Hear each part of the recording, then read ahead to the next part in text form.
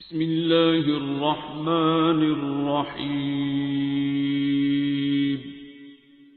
अर्रहमान।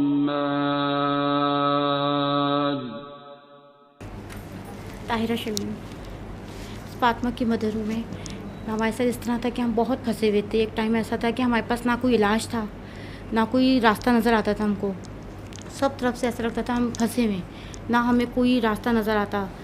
मेरी बेटी बहुत तकलीफ़ में, परेशानी में। हमने हर तरह के इलाज कर लिए, कुछ हमको समझ ना आए कि हम कहाँ जाएं। फिर एक दफ़ा हमने फातिमा नहीं बल्कि ना सूरह रहमान का कहीं इलाज देखा फेसबुक पे ही। तो उसने कहा मैं ये करती हूँ ना। तो उसने सबसे पहले सूरह रहमान की सारी डिटेल डॉक्टर जावेद की सुनी। तो उसने कहा मैं ये सुनती हूँ। उसने अकेले में ये सुनी सूरह रहमान। तो उसको ऐसा लगा मेरे अंदर ताकत आई है ना पहली दफ़ा। उसने अभी घर वालों से शेयर भी नहीं की, मुझसे भी नहीं की, सना से की थी, इससे भी नहीं की, अपनी बहन से ना।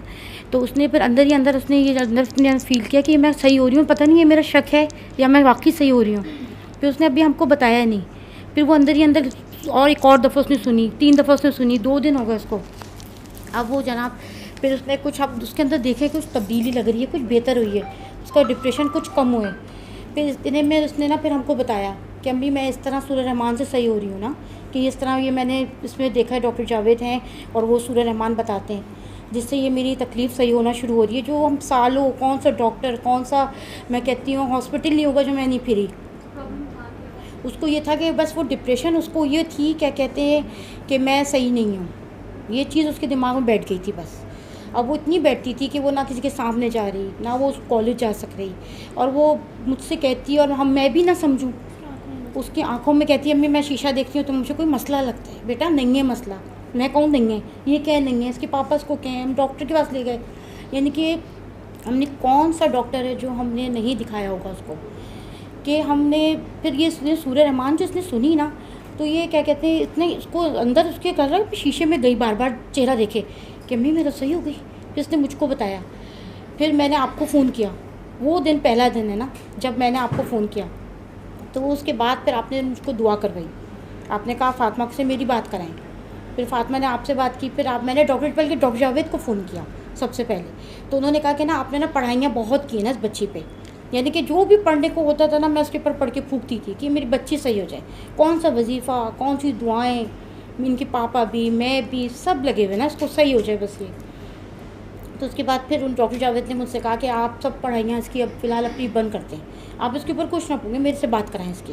मैंने इसके कान पे ना डॉक्टर जावेद का फ़ोन रख दिया।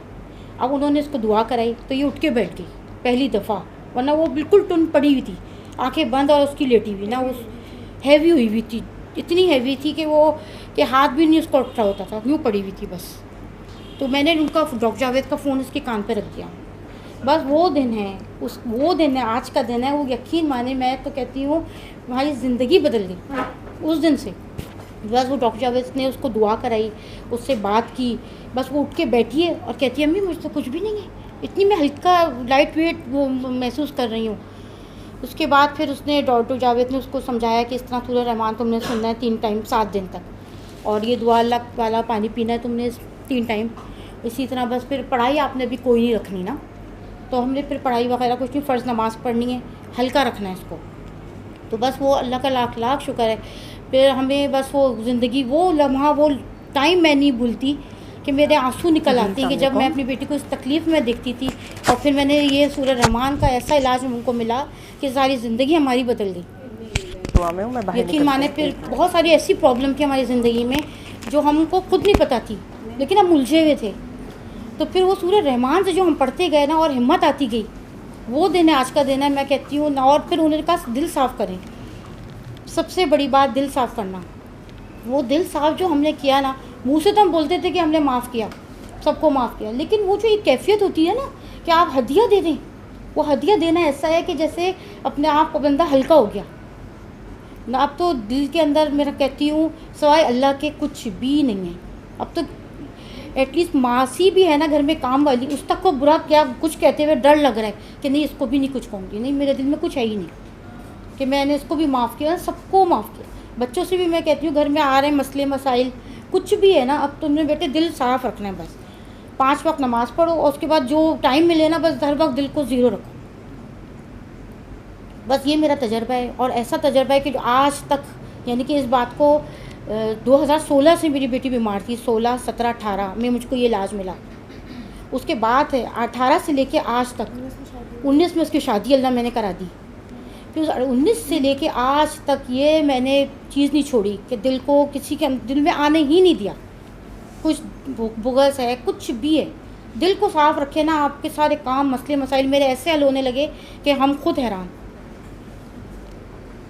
मेडिकली मैंने उसका नाम ही ऐसे लिखा हुआ है, उसे फेशियल डिस्मार्फिया और डिसलेक्सिया का मसला था। उसे चेहरा उसका अजीब सी टेढ़ा हो जाता था या कुछ हो जाता था।